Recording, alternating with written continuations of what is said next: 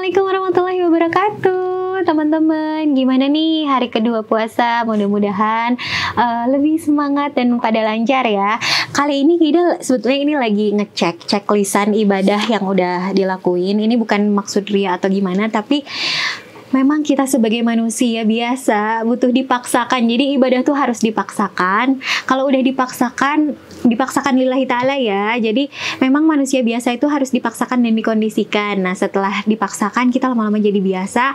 Setelah jadi biasa kita lama-lama jadi cinta. Dan kalau udah cinta takut kehilangan kan. Jadi memang ya namanya manusia biasa. Kita bukan nabi, kita bukan rasul, kita bukan para sahabat. Jadi yang namanya iman tuh pasti naik turun. Dan ibadah itu sangat membantu kita untuk menaikkan kualitas iman kita. Nah, kali ini Gide mau ngebahas tentang amalan apa aja sih yang bisa kita lakukan di bulan Ramadan.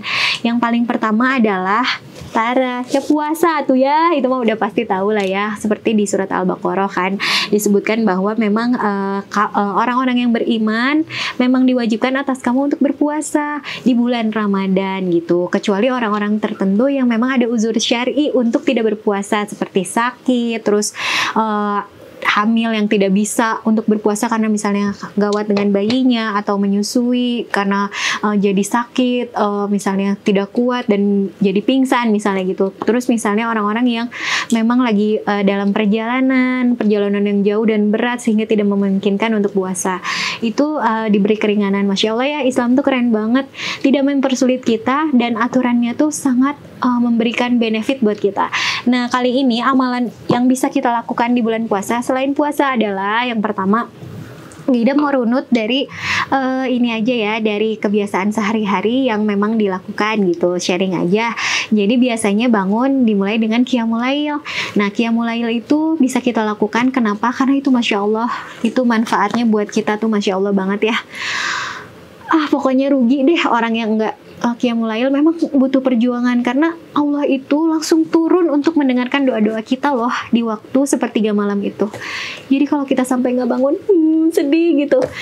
Kadang kalau kita kelewat gitu, ya Allah dosa apa ya aku hari ini sampai aku nggak dikasih kesempatan sama Allah untuk qiyamul lail gitu.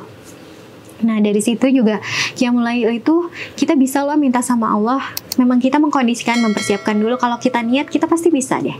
Jadi dikondisikan dari mulai tidurnya jangan terlalu malam. Terus udah gitu baca doa dulu, kalau Gida pengalaman baca ayat kursi suka juga dibangunin di waktu yang pas aja sama Allah. Walaupun beker bunyi tapi suka tiba-tiba bangun juga gitu.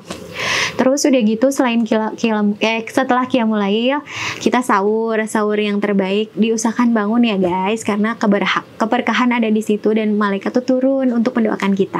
Terus setelah itu azan subuh, kita sholat subuh berjamaah. Habis gitu kita qobliyah subuh 2 rakaat.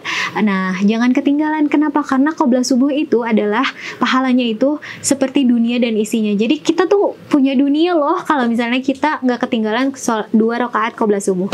Nah setelah itu kita bisa lanjut dengan sholat syuruk yang pahalanya itu seperti umroh. Tapi itu bisa dilakukan kalau kita sholat subuh berjamaah di masjid. Nah kalau kondisi seperti ini kita belum nanya ke ustazah bagaimana baiknya kondisi sholat syuruk, atau kita langsung nanya aja ya. Nanti deh kita tanyain ya.